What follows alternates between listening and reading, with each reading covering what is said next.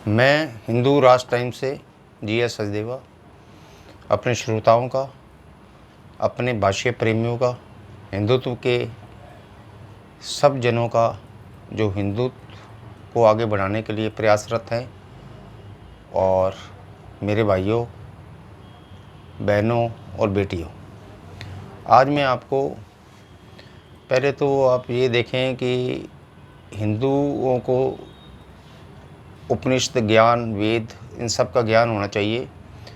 सबसे पहले हमारे 4 वेद हैं,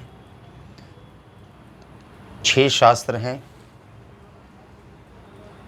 और 18 पुराण हैं, 60 नीतियाँ और 108 उपनिषद है। जो 4 वेद है उसमें आज मैं आपको सामवेद के बारे में थोड़ा सा ब्रीफ करूँगा, क्योंकि सामवेद एक बहुत बड़ा ग्रंथ है और उस बड़े ग्रंथ को 5-7 वीडियो में समायोजित करना बहुत ही असंभव कार्य है। थोड़ा थोड़ा आपको बताता रहूँगा, बीच बीच में वीडियो देता रहूँगा मैं आपको। इसके जो सामवेद के भाष्यकार थे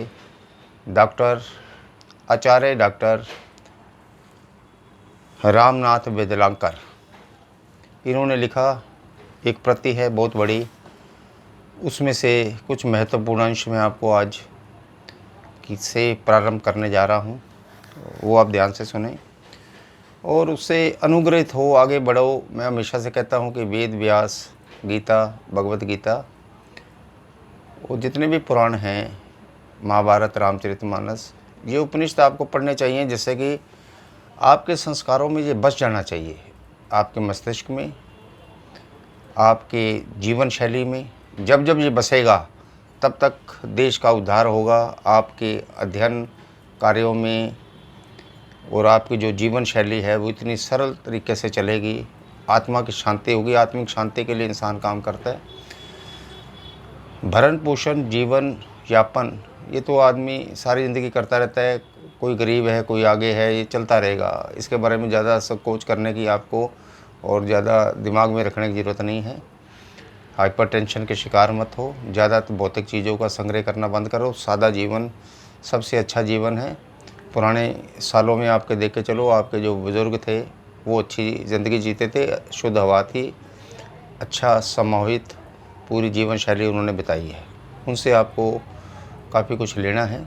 मैं आज आपको बताता हूँ, जैसे सूर्य अपनी प्रकाशक किरणों से मनुष्य लोक में अर्थात पृथ्वी पर निहित होता है, वैसे ही परमात्मा विद्वानों से मनुष्य लोक में प्रचारित किया जाता है। वह परमेश्वर हमारे द्वारा दूत रूप में वर्ण करने योग्य है।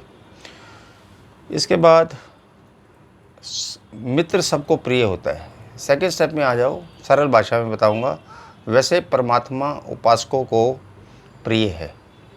परमात्मा है, उपासक अपने जो उसके भगत है उसके लिए बहुत प्रिय होता है। परमात्मा प्रिय मार्ग और श्रेय मार्ग के लक्ष्यभूत ऐहिक और पारलौकिक उत्कर्ष को पाने के लिए सबको प्राप्त करने योग्य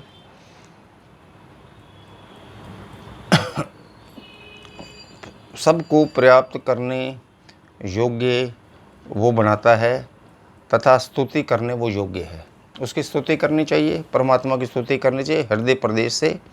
हृदय प्रदेश में विद्यमान परमात्मा साक्षात घर में आया हुआ सबसे अधिक प्रिय अतिथि होता है। जैसे प्रिय अतिथि आपके घर आते हैं, वो आपको अच्छे लगते हैं, तो ऐसे ही अतिथि के समान जो परमात्मा है वो आने पे स्वागत योग्य होता है। मैं आगे थोड़ा बढ़ता हूँ, जिसमें जैसे सूर्य अपनी प्रकाशक किरणों से, सूर्य ये जो तत्व हैं, हवा, पानी, सूर्य, चंद्रमा, आकाश, पृथ्वी, जो भी प्राकृतिक सौंदर्यता आपको नज़र आ रही है, प्राकृतिक चीज़ें, इसी में पृथ्वी इनके चक्कर लगाती है और विद्यमान आपका शरीर इसमें रहता है, आप सांस लेते हैं। अगर हवा चलनी बंद हो जाएगी तो इंसान ज़्यादा से ज़्यादा 5 मिनट 10 मिनट तक जी सकता है, इससे ऊपर नहीं जी सकता। ऑक्सीजन इज मस्ट, हवा बहुत ज़रूरी है, सब चीज़ें ज़रूरी है। जो भी प्राकृतिक चीज़ बनाई है वो अपने ढंग से बनी है, सब अच्छी जो ज़रूरी है। जैसे सूर्य अपनी प्रकाशक किरणों से मनुष्य लोक में अर्थात पृथ्वी पर निहित होता है, वैसे ही परमात्मा विद्वानों से मनुष्य लोक में प्रचारित किया जाता है। वह परमेश्वर हमारे द्वारा दूत रूप में वर्ण करने योग्य है, ये सामवेद ये कहता है। इसके बाद आपको मैं बीच बीच में चीज़ें बताता रहूँगा, उसका आप संस्कृत और हिंदी में आपको समझ, सारा हिंदी में है वैसे सामवेद, और उसके भावार्थ जो है वो हिंदी में है, और बाकी चीज़ें जो है संस्कृत भाषा में। आपको ज्ञान होना चाहिए, धीरे धीरे आ जाएगा। अदानवर्ती से ग्रस्त मनुष्य अपने पेट के ही पूर्ति करने वाला होकर सदा स्वार्थ के लिए यत्न करता है। जो कार्य आप देख रहे हैं स्वार्थ के लिए होते हैं, उससे कभी सामाजिक और आध्यात्मिक उन्नति नहीं हो सकती। जहाँ स्वार्थ होगा वहाँ सामाजिक और आध्यात्मिक उन्नति उससे कोसों दूर है। दान और परोपकार ये दो चीज़ें हैं कि तथा मैत्री की भावना से ही पारस्परिक सहयोग तथा लक्ष्य पूर्ति हो सकती है। आप अध्यात्मवाद की ओर जा सकते हैं। अतः है जगदीश्वर, हे राजन और है विद्वान, अपने तेजों से, अपने क्षत्रित्व के प्रतापों से, अपने विद्या प्रतापों से संपूर्ण दान भावना तथा शत्रुता से हमारी रक्षा कीजिए। ये एक सामान्य मनुष्य परमात्मा के आसीन होकर उसको ये शब्द कह रहा है। जो मनुष्य हमसे द्वेष करता है, द्वेष की भावना रखता है तथा देश बुद्धि से हमारी प्रगति में विघ्न उत्पन्न करता है, उसके द्वेष से भी हमारी रक्षा कीजिए। उनको दुश्मनों से हमें इस परमात्मा ने, इस देव शक्ति ने बचाना है, जिससे सूत्र में मणियों के समान परस्पर सामंजस्य में पिरोए रखते हुए हम उन्नति की ओर अग्रसर होते जाए। मनुष्यकृत वाणियाँ सामान्य होती हैं, पर वेद वाणियाँ परमेश्वरकृत होने के कारण उनमें विलक्षण हैं। उसमें अलग अलग चीज़ें हैं, एक्सपीरियंस हैं, उनमें प्रत्येक पद पर सभी प्राय तथा विविध अर्थों को प्रकाशक है। उपासक लोग यदि उन वाणियों से परमात्मा को भंजे और उसके प्रति अपनी भक्ति रस रूप सोम रसों को प्रवाहित करे, तो वह चंद्र किरणों से जैसे समुद्र वनस्पति आदि बढ़ते हैं, वैसे उन भक्ति रसों से तृप्त होकर उन उपासकों के हृदय में अत्यंत वृद्धि को प्राप्त करने उन्हें कृत्य कर देगा। ये देव शक्ति कर सकती है और किसी में ताकत नहीं है। मनुष्य को आगे बढ़ाने के लिए इंसान सिर्फ प्रयास कर सकता है, इसके अलावा कुछ नहीं कर सकता। ये मैं आपको पहले ही बता चुका हूँ। इस मृत्युलोक में इंसान एक कर्मयोगी है, कर्मशील है, कर्म करता है, फल उसके हाथ में नहीं होता। ये भगवत गीता में बोला गया है। आप अपने प्रयास आगे बढ़ाएं, देश को, राष्ट्र को, हर नागरिक को आगे बढ़ाने के लिए अवसर मिलते हैं, उसको उन अवसरों का सदुपयोग करना चाहिए। अच्छे तरीके से आगे बढ़ो, देश की प्रगति में आप सहायक होंगे, देश के उद्योगों में, उसकी अर्थव्यवस्था में, आत्मनिर्भर होने में। तो देश आपको याद रखेगा, समाज आपको याद रखेगा और आप एक उन्नति के मार्ग में हमेशा अग्रसर होते जाएंगे। ये मैं आपको हमेशा से समझाता रहा हूँ। आपने कार्य करने, अच्छे कार्यों में जाना है। पथ दृष्टि, जो रास्ता चुनेंगे सत्य का रास्ता होना चाहिए।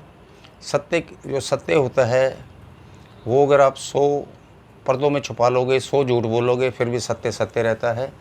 उसमें किसी चीज़ का, झूठ का, मिथ्या का, अहंकार का समावेश नहीं होता। सत्य के मार्ग पे हमेशा चलें और अपनी ज़िंदगी को आगे बढ़ाने के लिए प्रयासरत रहे। हमेशा अपना जीवन सबल हो, सफल हो, उन्नति के पथ पर अग्रसर हो, देश प्रगति की ओर। ये मेरी हमेशा से कामना रही है।